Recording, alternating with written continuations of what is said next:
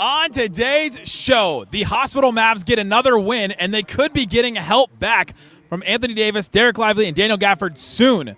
The race to the 10th seed is back on, baby, whether we like it or not, on today's Locked On Mavs. You want to get a city like that.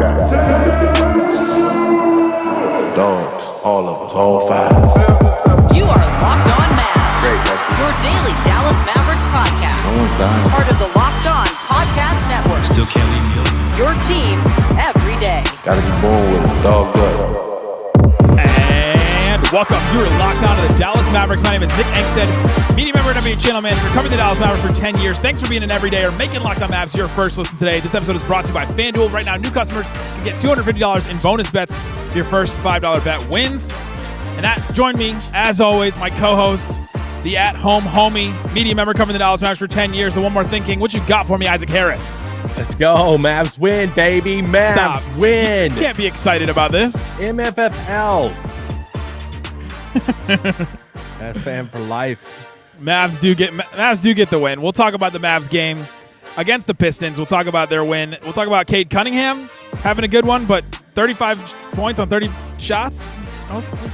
That was not what I expected. We'll talk about PJ's mixed bag. We'll talk about Dinwiddie's fifth game, because it was every fifth game. It's every fifth game for him. Talk about Najee Marshall, another double-double. Kai Jones showed us some stuff. Brandon Williams. Talk about all that. But let's start here, Isaac Harris. Anthony Davis, assigned to the Texas Legends. Dereck Lively, assigned to the Texas Legends. Daniel Gafford, assigned to the Texas Legends. They all practiced with the Legends today. AD doing some 5-on-5 work again after he did it a little bit the other day. And then Gafford and Lively doing some 3-on-3 work as they work to come back as well. Are we getting these guys back at some point? Because it kind of seems like the Mavs just keep inching and progressing forward and forward with these guys. Yeah, I mean, it gives a lot of hope, right? Like, I mean, they haven't rolled them out for the season. We haven't seen them, all three of them play for a long time. Literally the top three bigs on the roster. And so, yeah, I mean, I think it's cool. I mean, they're getting in run. We covered this last time that they sent, AD down there. It's like, hey, it's a non-practice day for the Mavs, so they want them to get some run in now that they're at that stage in their recovery. And so they go down and get some scrimmage in. And, yeah, am I convinced that they're going to, come back the next game? No. I mean, I think there's still a world that, they go down, they get some scrimmage in, they're still going through the steps and all the stuff. And I mean, guys, there's only 9 or 10 games left. So, we only have weeks left in the season. So I don't expect much time of them on the floor. And I'm still not convinced that all three of them are playing this season. At all this season, you're not convinced? Like again. No, I'm not convinced. I mean, this is obviously good news. Then why would they be doing this? Why would they be bringing him back? Why wouldn't they just shut him down? I mean, we've seen how many people at Mavs games, right? I mean, I saw a lot of comments from people. I posted the Tim Hardaway Jr. tribute video, and a lot of people were like, "Oh, it looks kind of empty." It was not that empty here. It was there's times when people leave and come back and stuff like that, but it was not super empty tonight. It was not a sellout necessarily. Maybe it was officially, but it was not like a super empty arena where you go, "Man, this team is dying." Yeah, I mean, there's still a lot of fans that's going to come to the games. We've been talking about hey, that first half post the Luka trade, I mean, it was going nuts. If they play any type of post regular season basketball, whether it's the playoffs or the participation tournament, it's like it's called the play-in. That's what some people call it. It's gonna be a fun atmosphere. But yeah, I mean, if you're we joked the other day on the podcast of you're sitting around the table and you're planning stuff for the Mavs right now, and you're like, hey, how do we give how do we have hope? How do we have? And it's if you just came out all very quickly and said all three of these guys are not coming back, you've already lost some fans. Let's just say for this season, you might lose more at that point. And also, we know that they're reaching this point that they're not going to have bodies to suit up. So yeah.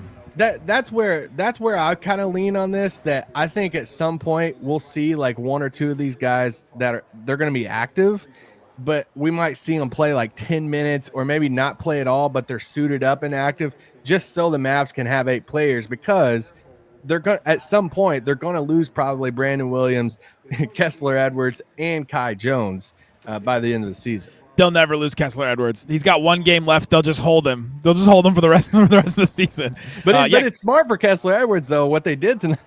Because it's like, wait, we have 9 players active? Oh, That's a what luxury. We're our cup overfloweth with active players tonight. Kessler, put your jeans back on, all right? You're not active. So they're saving that, for when they need that 8th player. So Kessler Edwards was inactive today. He only has a certain number of each of these two-way players has a certain number of NBA games that they can play, and Kessler Edwards only has 1 left because he's played so many games, been active for so many games this season. And so they're saving it. They're saving 1, and he'll go on the road trip with them. According to Tim McMahon, he reported that he'll go on the road trip with them coming up here. But yeah, that was interesting. I think they will come back. I've been on the camp that AD wants to play, that Tim McMahon made that report that he wants to play, and if he wants to play and he comes back, then they're going to bring back Lively and Gafford too if they can come back, right? Like if AD makes his comeback, then everybody else will come back, and then they'll try to go for this 10th seed, 9th seed even, and try and make the play in and try and go for it, which is why I did the whole severance thing the other day where I was like, you know what? I'm just gonna be excited for the Mavericks when they play, and then as soon as I leave this arena, as soon as I stop watching these games, I can go back to the everything is terrible, all that kind of stuff. But they're gonna try. I think they will. I think Anthony Davis will play. I think Daniel Gafford will play. I think Dereck Lively will play. If anything, where's my conspiracy music when I need it the most? If anything, just so that they can play on April 9th against the Los Angeles Lakers, right? I mean, that's the one that they need those guys back for the most because they cannot get embarrassed that day any more than they already will. Yeah, you got to roll out everybody, even if it's like a marching band in Milchick. Just you got to. So with the spoilers, okay, let's tone it down a little bit. You don't. People don't even know what that. I'm just saying. But no, I mean, yeah, we've gone down this path before of spoiling a TV show, Isaac. We don't want to do it again. Nick, this is what you're famous for. That's why I'm cautioning you. I've been in your boots. I've sat in your MDR chair. I've crunched your numbers. But that's that's the hard part. I mean, there's a lot of hard parts right now about watching the Mavs or being a Mavs fan, but of watching these games right now, because I mean I've been pretty vocal over the past few weeks that they should tank and close the season down, but I'm also watching the game tonight and getting hyped for Brandon Williams and excited for some of these guys, and it's like, all right, let's hitting these shots. I want to ask you a PJ question here in a little bit, and but it's just like you can't root against the guys because you're excited for them, and what a year it's been for them. But it's like there's like the big picture and the small picture, the severance, however you want to say it right now. Of like, man, big picture, this is how I feel, but the smaller picture, when I'm watching these individual players, I'm getting pumped up for them. Join me. Drill the bit in the back of your skull, put the chip in, and sever yourself, because it is what it is. They're going forward with this team, and they're going to play. I think AD will play. They'll all play. Gafford was on the broadcast during the second quarter and had a couple of quotes. One of them just talking about practice, and he said, practice was good, getting a lot of range of motion back in the knee, getting his body right, talked about his conditioning. Then he said everything went well today. It's just another step in the process, trying to get back on the floor with the guys. Great vibes, great atmosphere, great attitude, just trying to get better and feel better too.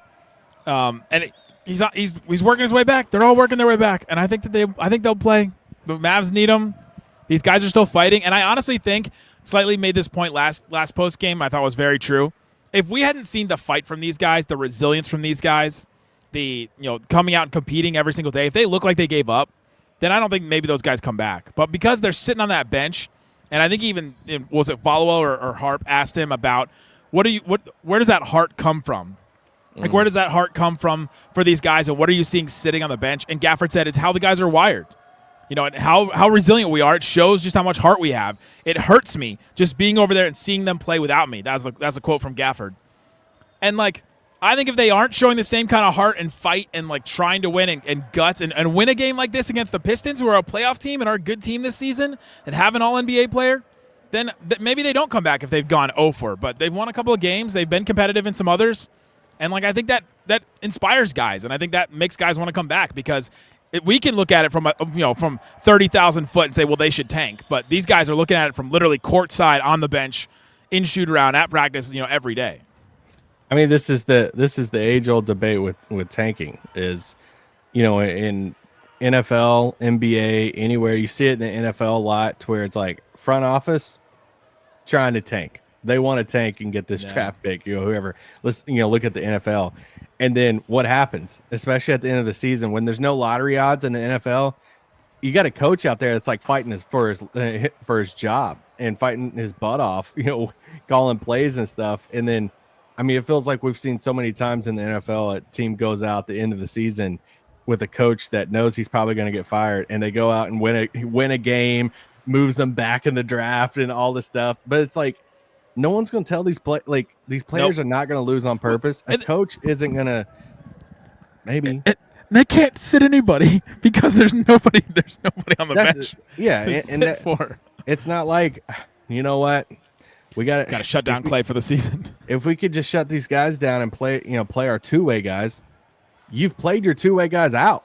Like are they going to be the first team ever in NBA history that all three of their two-way guys maxes out their limits? I don't know the answer to that. I feel like the Grizzlies maybe last year, they had like 30 players on the roster. I'm sure at one point they did. But yeah, there's like 300 people on the court right now, and I have no idea why there's that many people on the court. I've never seen that many people on the court. Is that another? No. I think it's the tryouts for the next open roster spot. I think that's what they're doing. What the Mavs are doing, though, is they won a game. They beat the Pistons. The physicality was massive, but P.J. Washington had a game that was an insane mixed bag, but showed some real grit from P.J. Washington. What do we see from him and more coming up? Today's episode of Locked On Mavs brought to you by Upwork. What's up with you? Scaling your business requires the right expertise and the right time. With Upwork, you can find specialized freelancers in marketing, development, design, and more. Experts that are ready to help you take your business to the next level. Upwork gives businesses flexibility by connecting them with top freelance talents across multiple industries, including IT, AI, web development, PJ, marketing, all kinds of other stuff that you want. You can get extra hands for a project with a long-term partner. Upwork makes hiring simple and affordable. Gotta love that. Simplicity, affordability. That's all you want in a small business. You can find the right talent. If you need help with a marketing campaign, Upwork can connect you with a freelance expert who will deliver incredible results. Visit Upwork.com right now. Post your job for free. That's Upwork, UPWORK.com to connect with top talent and grow your business today with Upwork.com. Also brought to you by FanDuel. It's March Madness. I'm enjoying it. I'm having some fun with it. FanDuel is giving you the chance to get in on the action like never before. Right now, new customers can get $200 in bonus bets when your first $5 bet wins. That's $200 extra bucks to use on everything. Buzzer beaters, Cinderella stories. Use it. Hopefully, you used it on McNeese State. You definitely knew McNeese State was a team before the other day.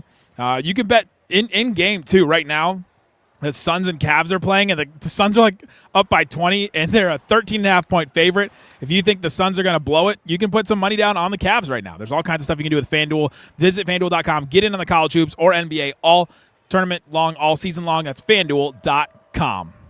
Shut it down! Let's go home! Thanks for hanging out with us on Locked On Mavs, being part of the show, part of the Raccoon Squad, what we call our listeners. We appreciate each and every one of you for checking out the show. We've got a daily newsletter, LockedOnDaily.com. We also talked about college basketball in that break when we talked about FanDuel, and we got a message from our guys at Locked On College Basketball because they're doing a bracket breakdown show that is awesome. Our friend Kylan Mills from Locked On Warriors is on it. Gordon Hayward is on it, and let's hear from those guys. The NCAA tournament is here, and so is the bracket breakdown. Locked On Podcast Network and Amazon Fire TV channels are teaming up to deliver NCAA tournament coverage like never before. Watch studio shows featuring former players and Locked On's local experts as they guide you through every upset, buzzer beater, and bracket matchup. Stream it all for free on Amazon Fire TV channel. Search Bracket Breakdown to see it all for free. It's your team every day. That show has been awesome. I've really loved watching that show. It's been really great. So go check it out on Amazon Fire TV. All right, Isaac, the Mavs win a game against the Detroit Pistons. They win 123 to 117. P.J. Washington, the first name that just pops out to me. 27 points, only 3 rebounds, which is kind of surprising. 2 steals, 4 blocks, 5 threes. You're like, all right, let's go. Great P.J. game. Holy cow. 9 turnovers, including 3 in a row in the fourth quarter and 5 total in the fourth quarter. It looked like at one point somebody said, P.J., you know we're not supposed to win this game. You know, you know the drill. Go out there and get some turnovers because he got those 3 in a row in the fourth quarter. But man, what a mixed bag from PJ. But it just shows off what he's grown at and what he's become this year, and that is like the Mavs' best player right now. Yeah, and I love PJ so much, and I have a zoom out question I want to ask you in just a second. But this is also one of the things that let's say that the two-way guys run out, Brandon Williams' games run out, he can't play again this season, and they bring the bigs. Let's just say they bring the bigs back. Yeah. Well, somebody's got to run point, and it's just Dinwiddie. Like Brandon Williams. Yeah, Exum gone. He can't play Exum. Kyrie both out. They traded somebody else that was a playmaker. How about, I got one for you. Yeah. How about point guard Kai Jones? How about that crossover he had earlier? We'll talk about him in a minute. Hey. I mean, so you're looking at like Dinwiddie, Marshall. This is one of the things with the injuries too. It kind of forces players out of position a little bit. You're probably asking PJ to handle the ball, create a little bit more than what you typically would want from him. So you might have, some turnovers and stuff in that. But I'm so in on PJ moving forward as far as like a piece for Dallas. And it makes me so bummed even more looking at this roster, even in a game like this. And it's like, in order to be like a championship team, you got to hit on all the other like levels of contracts. And, even looking at like as frustrating as Spencer Dinwiddie can be at times, he had a good game tonight, but a minimum contract. And it's like, you can't like really beat that for a minimum contract. A guy with Exum when he's healthy brings at a minimum contract. You look at PJ Washington, who makes literally around this like $15 million mark. Like that's a steal of where you're for a high level right role now. player. Very much. So it's like you got Lively on you hit on this pick on this like cheaper contract. Like you go across the roster and you're like, man, like you really hit on all these like supplementary pieces, and then but you trade away your best player. So you look at PJ's contract, and I guess what I want to ask you is like going into next season, he's an expiring contract. What's his next contract going to be? I know. Because I start looking at players across the league, and you're like, all right, Kyle Kuzma, let's just start there. It's like Kyle Kuzma makes around like $24 million a year. So it's like 24, 25, 26, basically, somewhere through there for the next 3 seasons. It's like PJ is going to start. I mean, he has to start the bidding for his contract at 25. Yeah. It could go up to 30. When you look at like a contract of like a John Collins who makes 26.5, you look at a Miles Bridges at 27 and Nick Claxton at 27. Like he's just as like valuable as all of those guys. And then you look at somebody like a Jeremy Grant. I mean, he doesn't like score like Jeremy Grant. That's a bad contract though. But if you're PJ's agent, you're saying if Jeremy Grant's getting 30, like I mean, I've been to a finals. I help you win a series. I guard the best player on the opposing team on the perimeter. I'm a 40% through. I could fit around any of your star players. He is a player that every good team wants. And I'm fascinated to see like, and you know what? I'm actually down for it because I think he's the perfect type of role player to fit around any type of star. AD, Kyrie, you name any other star that could come in here. And he's 27 or he's 26 right now, about to turn 27. I don't know. I'm just all in on PJ. I love PJ. That 25 to 30 range is what I think it'll come in at. And they need him so badly because he's the swing piece to go. He can play a 3 and a 4 next to AD. When AD has to go to the 5, when they close lineups and when they close games and do stuff like that, they'll need him to slide up and be able to do that. And like you can't do that with a Najee Marshall the same way you can with a PJ. It just makes you so much more effective. And that's why, like, Jason Tatum, Jaylen Brown, those guys can slide all over the place, and all of a sudden you've got all these different kind of combinations and lineups they can throw out there, and it makes them so dangerous. But PJ unlocks that for the Mavericks. He's playing center sometimes. He's playing point guard out there for the Mavericks sometimes. He's showing off all the versatility he has in his game. And, yeah, sometimes it comes back to bite you because he's not a point guard, and so he has to drive like 15 times tonight and turns it over a bunch on it and has some bad plays here and there. But he's showing off what he can do. And, man, that lineup, that starting 5 with Lively, PJ, Kyrie, Clay, and the other one, I'm forgetting off the top of my head, but like he was just put in such a great situation to take advantage of all this stuff that he's shown off this year. I just wish we could have seen it more, and hopefully we will see it next year with the Kyrie, Clay, PJ, AD, Lively lineup because he's just going to get there's going to be so much attention on so many of the other guys, and he'll be able to show off his driving, his floater. Like, he just drives and hits a floater over every center now. Like, just every single one of them. At Duran, he was just like over and over again. All right, we're about the same size, man. I'm going to drive, body you, and then I'm going to put up a floater, and I'm going to hit it off the glass. Like, he just does that so consistently now. Well, he's like the one right now on offense, and so imagine him going back to being, the 3, 4, 5 on offense. After the top dogs get their food. So it's, I'm just all about PJ.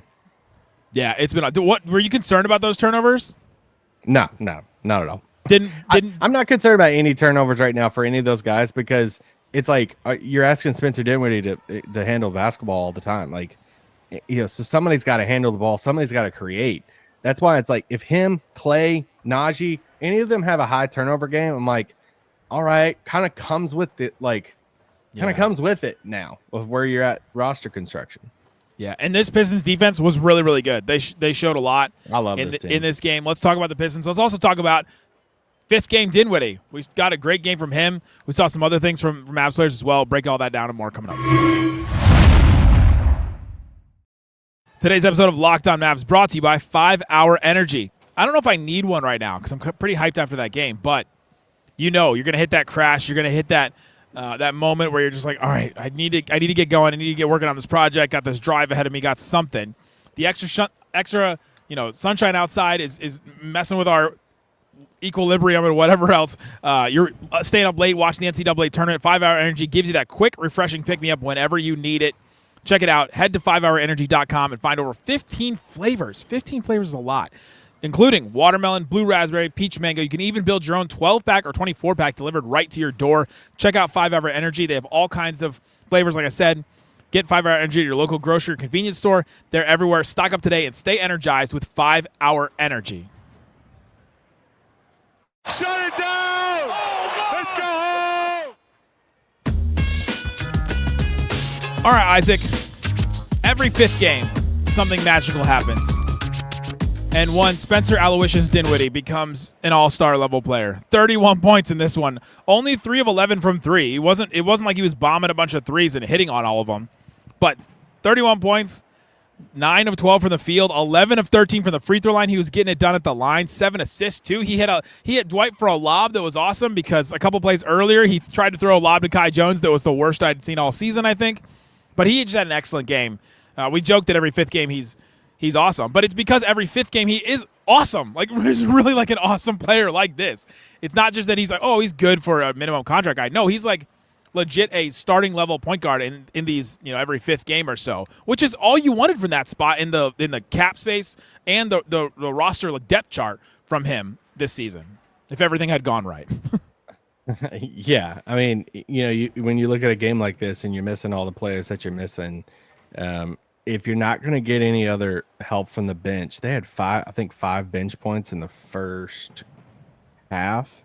Wow. 16 bench points on the whole game for them compared to 51 for Detroit. Yikes. So if you're going to lose the bench point battle that much, then you got to have somebody in that starting 5 go over 30 for you to have a chance at winning this game. And this is where you get one of those Dinwiddie games. You get him at that 31 mark. You get PJ around 25, 27, and you get a 20-point game from Klay Thompson. All of a sudden, you're like, all right, sweet. we can win this game. And, yeah, I mean, for a minimum contract, this is why it's like, yeah, like this is the type of guys you wish you could fill this bench out with on a good team. And he was there tonight. The Mavs throughout this game just could not crack a 10-point lead at all. It just over and over again. They held the lead for most of the game, but it just felt like they were churning, and they would get to 10 and they would come back down. They'd get to 9 and it would come back down. It was just over and over again. And then they just out-executed the Pistons in the last stretch.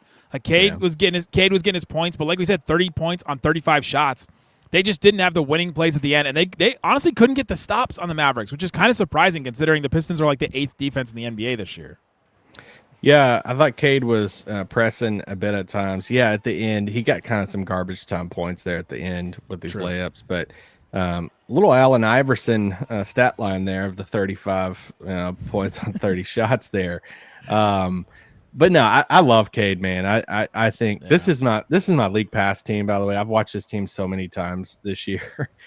Detroit. I just really like this team. I love the young guys. I think Ron Holland. He doesn't play a ton off the bench, but he's just like a lightning bolt out there. What about Durant? I mean, I know that we're not throwing bigs out there, but dude is like jacked. He's just. I think he's got better. Bummer for Tim in this game. Yeah, they played the Tim Hardaway Jr. tribute video the first time out, which was awesome. Got a good moment, really good reception from Mavs fans. I posted it on all the Locked On socials. But then he gets hurt right in front of the Mavs bench, which is just such a weird moment. And with Tim, a lot of times when he gets hurt, he spends a lot of time on the ground. So I was like, man, I don't know what this could be nothing. This could be something really bad. And then he limped off the court. He got some help. I think wasn't Sean Sweeney in there helping him off the court?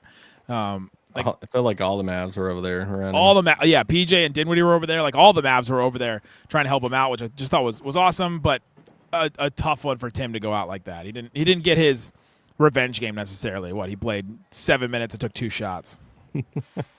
Yeah, I mean, and to your point too, I mean, they led all but a minute and a half of this game. Dallas did. You feel like it was at the very beginning.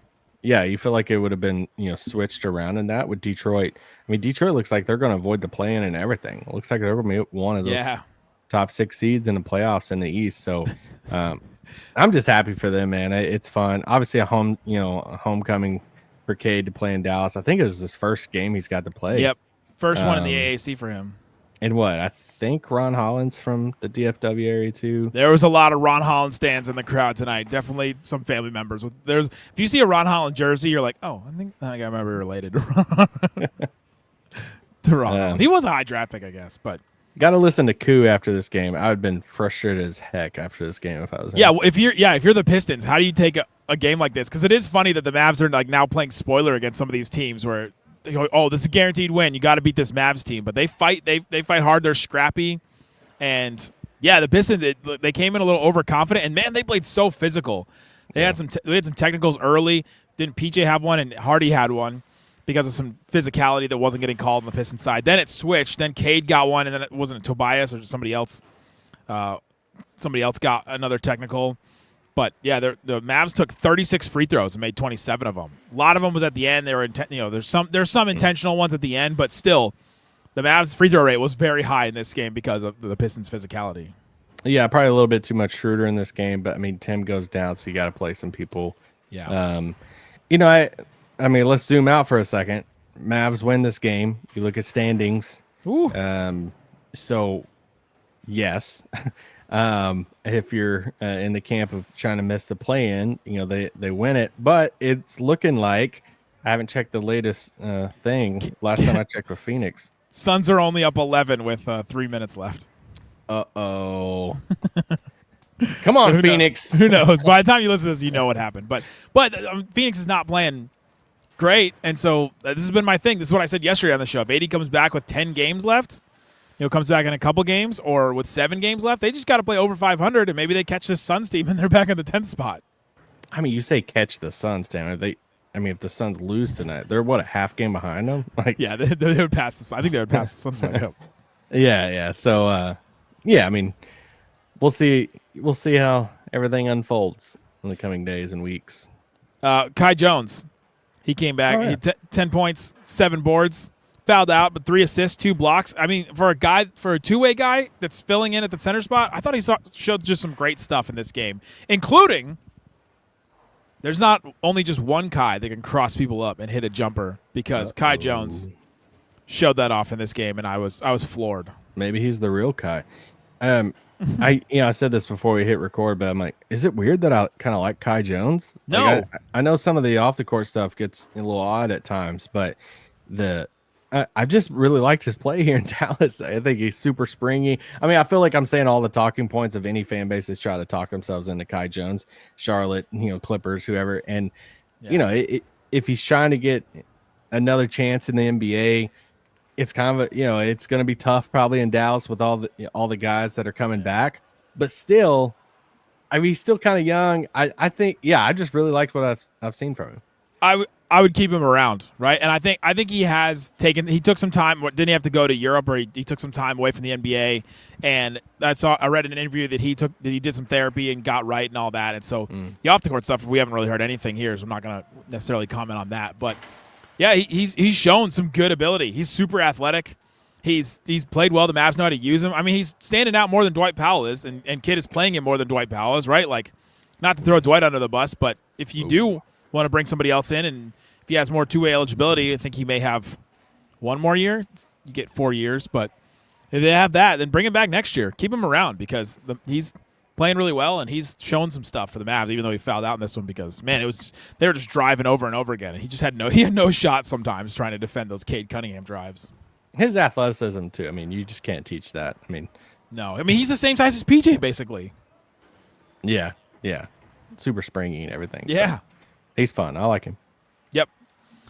There you go. Mavs get the win. The 10th seed maybe coming back. Maybe the Mavs are roaring back to it. We'll have more shows. We also have the newsletter. We've got the Locked On Mavs text line. Guys, thanks so much for hanging out with us on Locked On Mavs. We'll be back with more shows all throughout next week with Slightly and myself doing post games, Isaac doing shows. Thanks so much for listening to Locked On Mavs. Peace out.